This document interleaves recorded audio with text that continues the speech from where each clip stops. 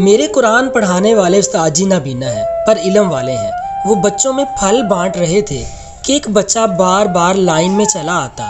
मैं ये मंजर काफ़ी देर से देख रहा था। अब मैं जो ये काफ़ी देर से तमाशा देख रहा था, न जाने कौन सी गैबी ताकत ने मेरे कदम जकड़ रखे थे, वरना मैं इस बच्चे को ज़रूर ऐसा करने से मना करता, क्योंकि बाकी बच्चों के हाथों में एक एक फ्रूट था, जबकि वो कमज़ोर सा चिड़िया जैसा बच्चा अच्छे खासे आम और तरबूज अपने थैले में डाल चुका था।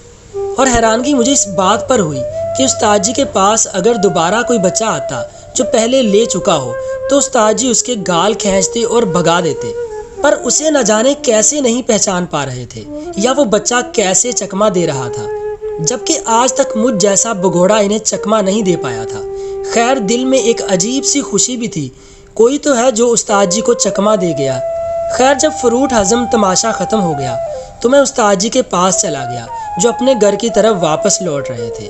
मैंने रास्ते में ही उनको रोक लिया और कहने लगा, बादशाह लोगों, मेरा हिस्सा कहाँ है?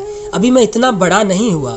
उस्ताद जी मुस्कुराए और कहने लगे, मेरे नालायक पुत्र, फल तो मेहनत करने वालों को मिलता है, जबकि तमाशे देखने वाले खाली हाथ ही रह जाते हैं तेरी तरह। मैं इनके साथ चलता रहा। आज शायद इन्हें तंग करने का इरादा बन रहा था मेरा। अरे उस्ताद जी, बहुत अफसोस की बात है, एक छोटा सा बच्चा आज हाथ कर गया आपके साथ। कौन सा बच्चा? अच्छा, कहीं तू इस बच्चे की बात तो नहीं कर रहा जो चिड़िया जैसा था और बार बार घूम कर आ रहा था और अपना हिस्सा वसूल कर रहा था? मैंने एक नज़र उस्ताद जी की तरफ देखा और सोचा, यार ये वाकई आंखों से नहीं देख सकते क्या? जी उस्ताद जी, उसी की बात कर रहा हूँ। नहीं पुत्र, वो चकमा नहीं दे रहा था, बल्कि मैं खुद इससे चकमा खा रहा था। ये जो बाकी बच्चे थे ना, खुद ही आम चूसते और फिर घर वालों के साथ बैठ जाते हैं, पर इस बच्चे को अपने घर वालों का ख्याल था। ये जो पीछे झुग्गियाँ है ना, वहाँ से आता है और मैं रोज़ इससे धोखा खाता हूँ। अब तो कुछ नशा सा लग गया है।